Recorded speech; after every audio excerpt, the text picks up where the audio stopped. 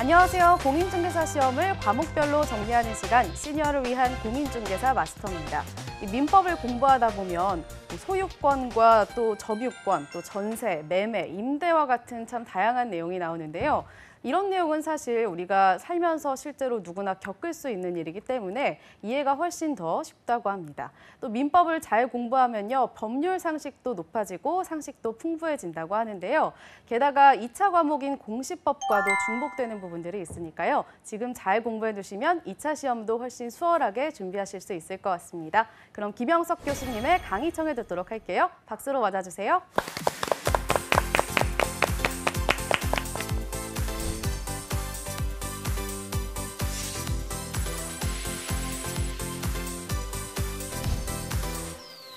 네, 김영석 교수입니다.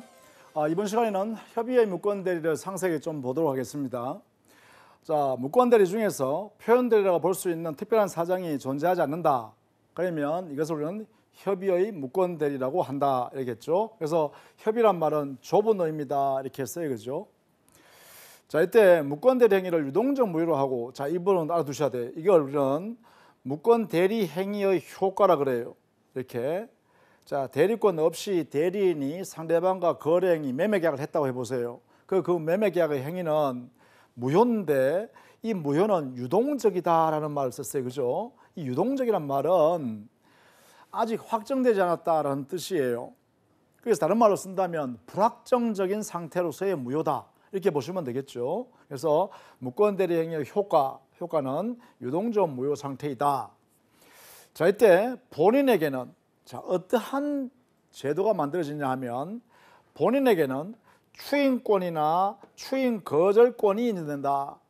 자, 여기에 추인권이라는 개념은 추후에 나중에라도 그 거래행위의 효과를 인정하겠다는 거예요. 유효로 인정하겠다는 것이죠. 인정이란 뜻이에요. 인정. 언제? 추후에. 그러니까 이미 무권 대리 행위를 매매계약 해놨다라고 하면 이것을 나중에 말이죠. 본인 입장에서 그 매매계약을 인정해 줄게. 이렇게 하는 것을 추인이라고 그래요. 그것을 권리로서 본인한테 보장하는 거죠. 한편으로는요. 추인, 인정해 줄 수가 없다라고 거절해 볼 수 있는 권리도 물론 본인한테 인정한다는 거예요. 그래서 본인은 그 무권 대리 행위인 매매계약이 존재할 때 그 매매계약을 인정해 주겠다라고 할 수도 있고, 추인권. 또 인정 못하겠다. 그러니까 그 거래행위인 매매계약은 확정적으로 무효로 취급하란다. 이렇게 할 수도 있다는 것이죠. 이걸 추인권, 추인 거절권이라 하고 이 두 개를 본인은 자유롭게 선택해서 행사할 수 있다는 것입니다. 그러면 추인을 하게 되면 효과는 어떻게 될까요? 유효가 되겠죠. 추인을 거절하면 어떻게 될까요? 이 유동적 상태, 불확정적인 상태로서의 무효가 이제는 더 이상 유효로 바뀔 수 없으니까 무효인 행위로 확정되겠죠. 이렇게. 이것이 바로 추인 거절권의 효과요, 추인권의 효과라 그럽니다.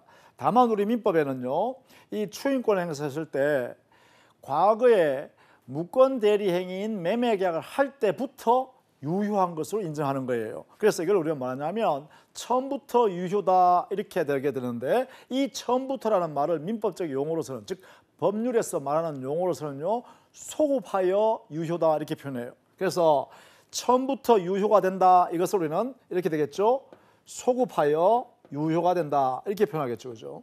이렇게 이 용어를 이렇게 같이 익혀 두시는 게 좋겠다. 그래서 우리가 법에 이렇게 법전에 이렇게 나오는 내용을 읽다가 말이죠. 아니면 기본 교재를 읽을 때 처음부터 유효, 처음부터 무효 이렇게 말 나오면 처음부터라는 단어는 소급하여라고 해석하면 된다는 거예요. 자, 그 다음에 두 번째는 상대방이요, 상대방. 무권 대리 행위가 이루어져 있을 때, 자, 무권 대리인과 거래한 상대방이 있을 거 아니에요. 그러면 이 본인이라는 사람이 추인이나 추인 거절권 행사하지 않고 있는 상태로 가만히 있다라고 하면 이 상대방은요, 유동적 상태에 있으니까 불안하죠. 그러니까 이때는 이 상대방한테 일정한 권리를 인정해 줘서 그 유동적 상태, 불확정적인 상태에 놓여 있는 이 매매 계약, 물권 대리 행위를요 확정시키는 방법을 만들어야겠는데, 그것이 이제 상대방에 인정되는 권리입니다. 그 두 가지 권리가 있는데, 그것은 첫 번째, 최고할 수 있는 최고권이 있어요. 최고권. 이 최고권은 그래요. 요 최고라는 말은요 우리 사회에서는 잘 쓰지는 않죠. 법률 용어로서 많이 사용되는 최고입니다.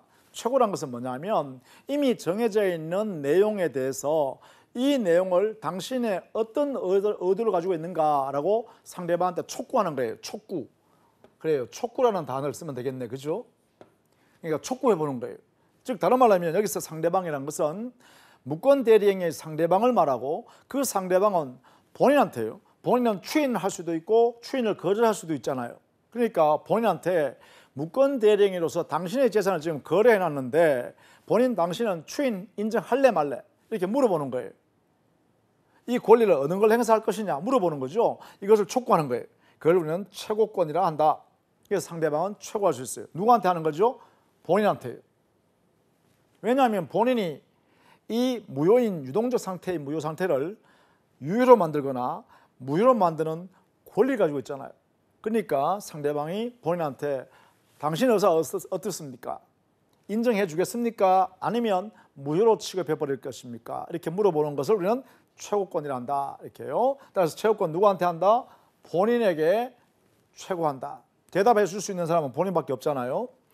자, 그 다음에 두 번째는요. 무권 대리인과 거래한 무권 대리 행위의 상대방, 이 상대방은요. 이 거래 행위를 본인한테 물어보면 그 본인은요. 대답할지 안 할지 또 한참 기다려 봐야 되잖아요. 상대방 입장에서는. 그러면 상당한 동안 기다려야 되는 이 기간이 불안하죠. 그러면 아예 이 상대방이요. 무권 대리 행위의 효과를 나는 아예 거래 안 할래. 그러니 이 무권 대리 행위는 유동적 상태지만 불확정적이지만 이제는 나는 확정적으로 거래 안 하겠어. 무효로 하자. 라고 일방적으로 선언해 볼 수 있다는 거죠. 이걸 뭐라 그러냐? 철회권이라 그럽니다. 여기에 보시면 철회권이라고 되어 있죠. 즉 상대방은요. 철회권을 행사함으로써 무권 대리행인과 거래한 무권 대리행 효과를 영원히 무효인 관계로 마무리 짓겠다는 것이에요. 이거 바로 철회권이라는데, 이 철회라는 의미를 또 알아두셔야겠어요. 철회라는 말은요. 거래 행위를 했을 때 이 거래 행위의 내용으로서의 효과인 권리나 의무가 발생하기 전에, 다른 말로 하면 유효가 되기 전에 그 행위의 효과 발생을 미리 저지하기 위해서 하는 행위를 철회라고 합니다. 그러면 그렇게 할 수 있는 권리를 상대방한테 인정했다 이런 뜻이죠. 그래서 상대방은요. 무권 대리 행위의 효과가 유효가 되기 전에 더 이상 효과 발생을 저지하겠다라고 일방적으로 권리를 행사하는 것을 우리는 철회권이라 이렇게 합니다.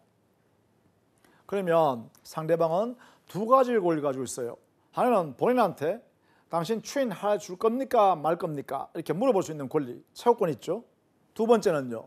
아예 이 거래 행위를 아예 없던 걸로 하랍니다. 이렇게 해서 철회해 버릴 수가 있다. 그죠? 그래서 철회권을 가지고 두 개의 권리를 가지고 상대방은 자기의 지위를 정리할 수 있다 이런 이야기입니다. 그러면 본인한테는 추인권, 추인 거절권, 상대방한테는 최고권, 철회권이 각각 존재합니다. 다만 이 철회권은 효력이 발생하기 전에만 행사해야 된다 했죠. 그렇다면 본인이 추인을 해버리면 유효한 행위로 확정되어 버리잖아요. 그러면 권리 의무가 발생해 버리잖아요. 따라서 본인이 먼저 추인권을 행사해 버리면 상대방은 이 철회권을 행사할 수가 없죠. 왜냐하면 이 철회란 말은 효력이 발생하기 전에 그 행위의 효력 발생을 저지하려고 하는 행위라고 했잖아요. 그렇다면 이미 효력이 발생하고 난 뒤에는 철회를 못한다 이렇게 해야겠죠. 그래서 상대방의 철회권은요. 본인이 추인할 때까지만 철회권을 행사할 수 있다 이렇게 해석하는 것이 옳다는 것입니다. 자, 이렇게 같이 정리해 두시면 좋겠다. 그 다음에 두 번째는 본인이 만약에 추인을 하지 않는다. 본인이 추인을 하지 않으면 그 무권 대리 행위는 영원히 무효로 바뀝니다. 더 이상 권리 의무 관계를 만들어낼 수가 없습니다. 그렇다면 거래 상대방은 그 무권 대리 행위를 함으로 인하여 손해가 발생할 수 있죠. 그래서 상대방은 손해 발생한 그 손해를 전보 또는 보전 메꿔 넣기 위해서 이 상대방한테요, 야, 무권 대리인 당신은 왜 대리권도 없이 내한테 대리 행위를 해서 나에게 이렇게 피해를 주니? 그니 너의 잘못을 했으니까 너가 책임져야겠다라고 무권 대리인한테 책임을 물 수 있겠죠. 그래서 무권 대리인은 상대방에 대해서 일정한 책임을 져야 합니다. 그것을 여기에 세 번째 정리되는 좀 마지막 부분에 있습니다. 자, 본인이 추인을 하지 않는다는 거예요. 본인으로부터 추인을 받지 못했다라고 하면 이때 상대방은 무권 대리인에 대하여 일정한 요건을 갖추었다면 이행 청구. 자, 여기서 이행 청구란 말은, 이행이란 말은요, 이행이란 말은 행위를 한 내용대로 실행하는 것을 이행이라 그래요. 당사자끼리 약속한 내용이 있으면 그 약속한 내용대로 실행을 하는 것을 이행이라 그래요. 그렇다면 만약에 무권 대리행위 할 때 이 대리행위가, 무권 대리행위가 매매였다면 매도 행위를 그 무권 대리인이 책임져야 된다는 거예요. 그것을 청구하는 게 바로 이행 청구가 되겠죠. 자, 아니면 이행 청구를 하지 않고요, 상대방 입장에서 무권 대리인 당신은 나한테 피해를 끼쳤기 때문에 나한테 금전적 손해를 발생시켰다. 그러니 금전적으로 손해를 배상하라. 이렇게 손해배상을 청구할 수 있어요. 자기한테 너의 잘못된 행위 때문에 나한테 금전적 피해를 줬으니까 그 피해를 메꿔라. 이게 바로 손해배상 청구권이에요. 이때요, 손해배상 청구는 우리 민법상 대전제가 하나 있습니다. 원칙이 하나 있습니다. 민법에서의 손해배상 청구권이라는 것은 언제나 대원칙적으로 금전으로 배상해야 된다는 원칙입니다. 그걸 우리는 금전 배상의 원칙이라 그러죠. 이렇게요. 따라서 상대방에게 발생한 금전적 손해를 그만큼 메꾸어 놔라 이렇게 하는 거죠. 즉 이행 청구에 가름하여 금전적 손해를 메꾸어 달라고 요구할 수 있는 손해배상 청구권을 선택할 수 있는 거예요. 선택할 수 있으니까 또는이에요. 또는 나라는 말은 이행 청구를 하거나 아니면 손해배상 청구를 선택해서 행사할 수 있다 이런 이야기예요. 그러면 이 손해 정도는 어디까지냐라고 문제가 되겠죠. 이때는 이행 청구를 통해서 그 실행이 이루어져서 내용이 급부이행이 이루어졌다면 그 상대방이 누렸을 이익이 있을 거 아니에요. 그 이행으로 인한 이익만큼을 손해배상으로 금전으로 배상하라 이렇게 하는 거죠. 그래서 여기에 손해배상의 손해배상 범위는 바로 이행한 만큼의 이익을 내놔라는 것입니다. 이것을 우리는 뭐라 하냐면 앞으로 계속 또 이런 용어를 씁니다. 이행 이익을 배상하라고 한다 이렇게 되겠죠. 그래서 손해배상의 범위는 이행 이익이다. 그래서 이행 청구를 하거나 이걸 선택하거나 아니면 손해배상으로서 이행 이익의 손해를 배상하라고 청구할 수 있다. 이걸 상대방이 선택해서 무권 대리인한테 주장할 수 있다 이런 이야기입니다. 자, 이때 전제는 뭐가 된다? 전제는 바로 이겁니다. 본인으로부터 추인을 받지 못한 경우예요. 결국은 상대방이요 본인한테 최고도 할 수 없고 또 더 이상 본인한테 계약 내용 이행해라 할 그런 근거가 없을 때 결국은 마지막으로는 상대방의 자기한테 발생한 손해를 무권 대리인한테 책임을 물을 수 있다 이런 이야기죠. 자, 이런 내용이 바로 협의의 무권 대리 제도에서 우리가 이해해둬야 할 내용입니다. 자, 그다음 표현 대리죠. 자, 이 표현 대리는 어려운 부분이기도 합니다. 왜냐하면 우리가 표현 대리는 기본적으로요 무권 대리라고 했어요. 대리인에게 대리권이 없는 상태에서 상대방과 거래한 무권 대리가 있습니다. 그런데 무권 대리임에도 불구하고 이 표현 대리는 취급은 유권 대리처럼 취급합니다. 유권 대리처럼 취급하면 대리의 삼명관계가 그대로 발생하는 거란 말이죠. 특히 상대방과 본인 사이에 대리 행위 내용대로 권리 의무가 발생한다라는 것이에요. 그러면 상대방은요, 본인한테 무권 대리지만 대리 행위 내용대로 본인 당신이 책임지세요라고 할 수 있는 권리가 발생한다는 것을 유권 대리처럼 취급한다는 거예요. 그러면 이 무권 대리임에도 불구하고 유권 대리처럼 취급해서 상대방을 보호하는 이유는 바로 본인에게 이만한 책임을 져야 할 필요가 있기 때문입니다. 그것을 우리는 이렇게 표현했죠. 대리권이 있는 것 같은 외관이 존재하고 그 외관 발생에 관하여 본인이 어느 정도 책임을 져야 할 원인을 제공했다. 이거예요. 본인이 책임져야 할 만한 외관 형성의 귀책 사유가 있다. 이렇게 표현합니다. 돌아가는 책임, 이걸 귀책이라고 합니다. 귀책. 본인에게 책임질 만한 그러한 사유가 돌아간다 이런 거죠.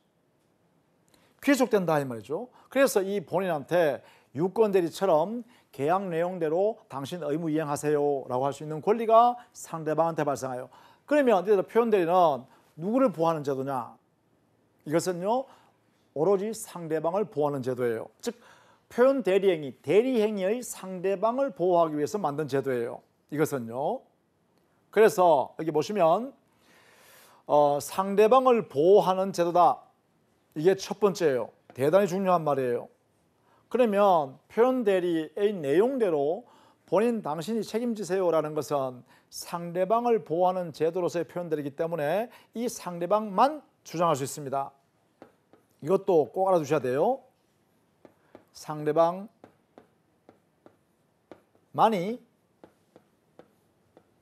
주장할 수 있어요. 표현 대리 내용대로 책임을 져라라고 할 수 있다는 거예요. 다른 말로 하면 본인이 표현 대리가 성립됐으니까 내 표현 대리 내용대로 책임을 짓게 이렇게 해서 표현 대리가 성립하는 것이 아니라 표현 대리의 요건을 갖추어서 그 내용이 상대방에 의하여 본인 당신이 책임지세요라고 하여야 본인과 상대방 사이에 권리 의무가 발생하는 것 같은 유권 대리를 처럼 취급한다는 거예요. 상대방이 주장하지 않으면 표현 대리는 발생하지 않습니다. 오로지 협의 무권 대리처럼 취급할 수 있을 뿐이죠. 그래서 상대방만 주장할 수 있다. 이 말도 대단히 중요합니다. 이렇게요. 자, 이때 표현 대리의 형태입니다. 대리권을 수여하지 않아 놓고 대리권을 수여했다고 표시한 경우에 그 본인한테 책임 묻게 하는 대리권 수여 표시에 의한 표현 대리 125조가 있어요. 그 다음에 대리인에게 기본 대리권이 존재하지만 그 기본 대리권의 범위를 넘는 딴짓을 통해서 한 경우죠. 대리인이요. 그걸 우리는 뭐라 하냐면 권한을 넘은 표현 대리라 하고 이때도 역시 표현 대리의 전형적인 유형으로 인정하고 있고 126조의 명문으로 규정을 두고 있습니다. 그 다음에 대리인에게 대리권이 소멸하고 없는데도 불구하고 마치 대리권이 존재하는 것 같은 외관을 가지고 있기 때문에 상대방과 거래했을 때 이걸 우리는 대리권 소멸 후의 표현 대리라 하고 이것을 129조에 조문화해 놨습니다. 이 세 가지요. 125조, 126조, 129조 이 세 가지 형태가 표현 대리의 기본적 형태입니다. 여기에 각각 우리 민법에는 요건을 설치해 놨습니다. 그래서 우리가 나중에 심화 과정에 갔을 때 구체적으로 하나씩 보겠습니다. 자, 이때요. 표현 대리는 거래 안정과 상대방을 보호하기 위해서 만든 제도다. 따라서 오로지 상대방만이 주장할 수 있다. 대단히 중요하다 했습니다. 대단히 중요하다. 따라서 상대방이 이를 주장하지 않으면 이때는 본인이 표현 대리 책임을 지겠다라고 하여 표현 대리가 만들어지는 것은 결코 아니다는 것입니다. 그렇죠? 자, 이런 내용으로 정리해 두셔야 되고, 다만 여기서 이 상대방이란 말은요, 표현 대리 행위에 있어서의 직접 상대방만을 의미한다 이렇게 했죠. 이 말은 무슨 말이냐면 표현 대리 행위는 무권 대리입니다. 그 무권 대리 안에서 거래 당사자인 상대방, 그 사람만이 표현대리 내용을 주장할 수 있다는 거예요. 야, 본인 당신 이거 책임져야겠다 이렇게 할 수 있는 것은 오로지 표현대리 행위에 있어서 거래를 한 직접 그 상대방만이 할 수 있어요. 이 상대방과 거래한 제3자는 여기에 포함될 수가 없습니다. 그래서 제3자는 표현대리 주장을 할 수가 없다. 이런 내용이 되겠죠. 자, 그 다음에는요, 우리 민법의 전반적인 무효라는 의미와 취소라는 제도를 많이 우리가 활용하게 됩니다. 이 내용의 기본적인 내용들을 정리를 좀 해 두실 필요가 있어요. 자, 무효. 이 무효라는 개념은 법령회가 이미 성립했지만 일정한 무효 사유, 민법에 정해져 있는 무효 사유 때문에 당사자가 의도한 대로 권리 의무가 발생되지 아니한 것으로 확정되는 것입니다. 그래서 당사자가 의혹한 법률 효과, 이 효과는 결국은 권리와 의무를 말합니다. 의무, 이것을 말합니다. 이것이 발생되지 않는 것으로 확정되어 있다. 이걸 무효라 한다. 자, 그 다음에 취소란 말이요. 자, 이 취소란 말은 아주 중요합니다. 우리 시험에는 거의요, 예비 없이 언제나 뭐 두세 문제 나온다고 봐야겠죠. 취소에 관한 문제가요. 자, 취소는 전제가요, 유효한 법률행위다라는 거예요. 이 말은 이 법률행위인 거래행위 안에서 권리 의무가 발생했다는 거예요. 유효니까. 이게 생겼다 이 말이에요. 발생돼 있다. 유효. 자, 그런데 이 유효한 법률행위 안에, 이 행위 안에 우리 민법에 정해져 있는 사유가 취소 사유에 해당되는 사유가 존재한다는 거예요. 그렇게 되면 우리 민법에 정해져 있는 취소권자가 취소권이라는 권리를 행사합니다. 그 취소권을 행사해버리면 그때 어떻게 되냐? 유효한 법령행위가 처음부터 무효로 되어버립니다. 또 여기 처음부터라는 말 나왔죠. 처음부터라는 말은 우리는 이렇게 하자고 했어요. 소급한다 이렇게 했어요. 그죠? 소급. 처음부터 무효로 바뀌어 버린 겁니다. 즉 종전에는 취소한다라고 취소권 행사하기 전까지는 유효한 행위였어요. 즉 권리 의무가 발생되어 있는 상태였어요. 그런데 취소한다라고 해서 취소권을 행사해버리면 처음부터 그 거래행위는 무효였었는 것이에요. 처음부터 이렇게 없었던 것이 돼요. 이러한 제도를 우리는 취소라고 한다는 거예요. 그러니까 우리 사회에서 쓰는 취소와 개념 다른 것이죠. 오로지 민법에는 이렇게 이해하셔야 됩니다. 취소하기 전까지는 그 거래행위가, 즉 법령행위가 유효한 상태다. 다만 취소한다라고 해서 취소권을 행사해버리면 그 거래행위는 처음부터 무효인 상태였다. 이렇게 인정하는 제도를 취소를 합니다. 그렇다면 민법에 정해져 있는 취소 사유는 대단히 중요합니다. 그렇겠죠? 자, 그러면 만약에요, 이행 전이다. 이 말은 법률행위를 한 내용대로 아직 실행을 하지 않았다는 거예요.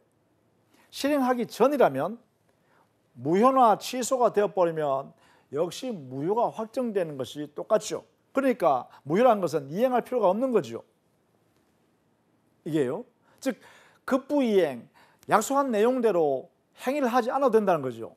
이행하기 전이면. 그런데 만약에 이행한 후이면 이게 문제예요. 즉 무효이거나 또는 취소가 되기 전에 거래한 행위 내용대로 주고받았다라고 하면 어떻게 될 거냐라는 거예요. 여기에 대해서는 취소가 되었고 무효가 확정되었다면 무효나 취소로 인하여 당해 거래한 내용의 급부이행, 즉 가지고 있는 재산은 정당치 아니한 이득, 이걸 줄여서 부당이득이라고 해요. 부당이득, 정당하지 아니한 이익을 취득하고 있다. 이걸 줄여서 부당이득이라고 합니다. 즉 거래행위가 있었기 때문에 그 상대방으로부터 재산을 받았습니다. 그래서 이득을 가지고 있습니다. 그런데 이 거래행위가 그 이익을 가질 수 있는 권리가 없다라고 해버리면 이 이득을 하고 있는 자체가 정당하지 아니한 상태겠죠. 그러면 정당하지 않으니까 이때는요, 이 부당이득의 문제를 해결하기 위해서 반환의 법리가 발생합니다. 이렇게 반환. 이 반환의 법리를 적용하는 것이 바로 부당이득에 관한 법리다라는 것이에요. 자, 여기서요. 무효, 취소에 관한 개념 정리했습니다. 무효는 처음부터 우리 민법에 정해져 있는 무효 사유가 그 법률행위 안에 존재한다면 그것은 처음부터 효력이 발생하지 않습니다. 권리 의무가 아예 발생하지 않습니다. 그런데 취소라는 제도는 취소한다라고 하기 전까지는 유효한 상태로 존재합니다. 권리 의무가 발생되어 있습니다. 그래서 급부이행을 해도 정당합니다. 그런데 취소를 해버리면 어떻게 되냐? 처음부터 무효가 되죠. 따라서 무효가 된 상태임에도 불구하고 이미 이행받은 것이 존재한다면 그것은 정당하지 아니한 이득이란 거죠. 그래서 그때는 그 정당하지 아니한 이득을 상대방한테 돌려줌으로 인하여 정당한 상태로 바뀌겠죠. 그래서 부당이득의 문제는 반환의 문제로 발생한다. 이렇게 해석하는 것이죠. 이 원리를 꼭 기억하셔야 됩니다. 대단히 중요한 부분이기도 해요. 자, 다음 시간부터는요. 우리 민법에 있는 일부 무효에 관한 또 무효행위 전환에 관한 또 무효행위 추인에 관한 이러한 제도를 정리해 보겠습니다. 자, 수고 많으셨습니다.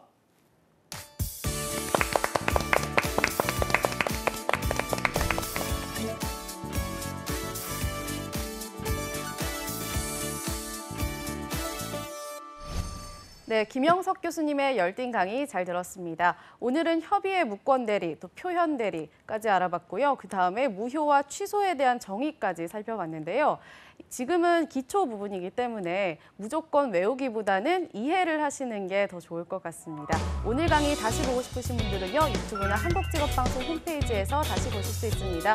저희는 다음 이 시간에 더 알찬 소식으로 찾아올게요. 고맙습니다.